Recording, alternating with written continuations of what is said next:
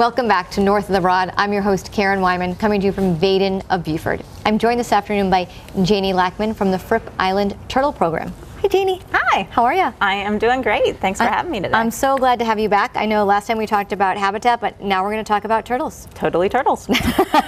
Say that 3 times fast, right?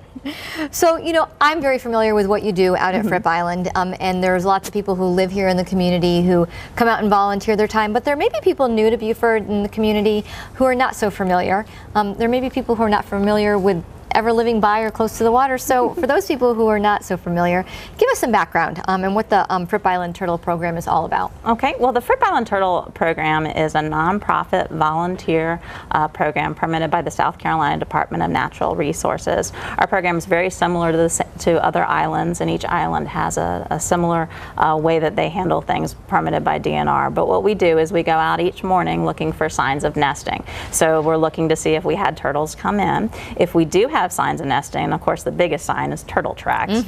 We follow those tracks and look to see if there's a nest. If there's a nest there, we determine the actual location of the nest. If the nest is in a valid location, meaning it will survive tides, we mark it off and we follow it through the season. If it's not, we actually have to relocate those eggs. Wow, I know we were talking about that before we went on.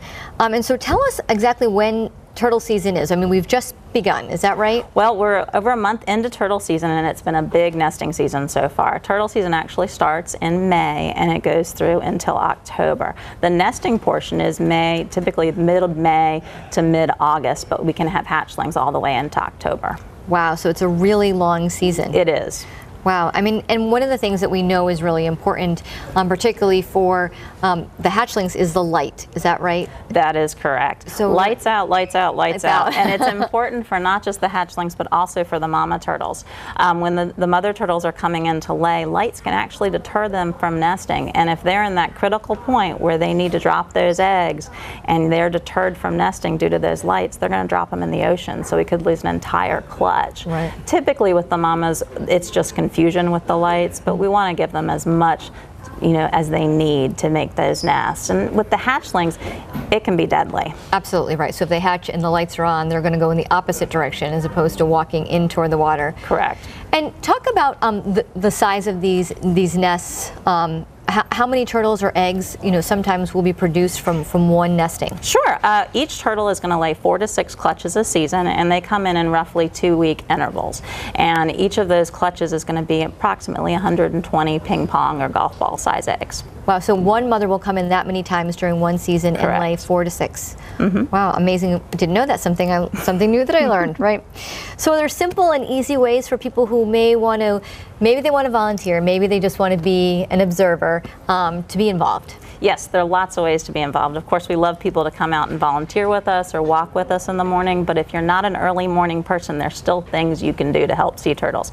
We already mentioned lights out, which is critical, but also those big holes that everybody likes to dig on the beach, it's super important that we fill those holes in, we flatten those sand castles. Those big holes, and we had one the other day that was like 6 feet deep, they can be traps for not just our hatchlings, but also for our mama turtles. So we need to make sure we fill those in. We want to pack in, pack out. Everything we take on the beach, we take home. All we want to leave are our footprints. We want to make sure we're picking up trash. We can pick up other people's trash. And when your trash is going down the beach with the wind, go after it. I mean, I make my kids run for it. So obviously we know in general, taking care of the beautiful, pristine beaches that we have here is important. So everybody needs to make sure they pick up after themselves. But one of the things that's really a problem for sea turtles is plastic, right? It is, it is. So just give some people some warning signs or why plastic is such a deterrent rather and harmful to sea turtles. Well, plastic is just horrible. I mean, in general. But we have to really think about our plastic usage, just like we think about only leaving our footprints on the beach. There was a study that was done at the last Sea Turtle Symposium where they talked about hatchlings that had washed back, and they did necropsies on them, and 100% of those hatchlings had ingested plastic. Plastic is a huge problem in our oceans, so we need to make sure we're picking that up and we're thinking about those single-use plastics. We also had a case recently where a turtle had and I know this isn't pretty, a straw in their nose. So we need to think about those straws that we use because they're going to end up in our ocean. We need to really think about our plastic usage. We do, as a population in general, not just for the turtles, but for life in general, right? So if you're looking for volunteers or people to come out, how do they connect with you? What's the best way to find you, to find the schedule, to find the meeting point, and all that, those great logistical things that we need to know if we want to participate? Well, the best way to learn about what we do is to follow us online. We have a Facebook page, and we also have a website where we post daily on what's going on, and we got a lot going on these days. We actually had 4 nests this morning, so it's kind of crazy. But we do post daily on our activities, so I suggest people follow us online. Excellent. And we know you just recently had your 9th annual Turtle Walk, so next you'll be looking forward to your 10th annual Turtle Walk. I know, it's crazy amazing? that we've been doing it that long. So congratulations on another wonderful, event.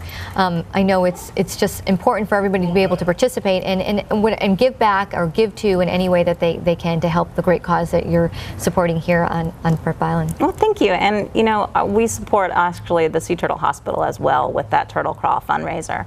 So we like to give back to them too. Excellent.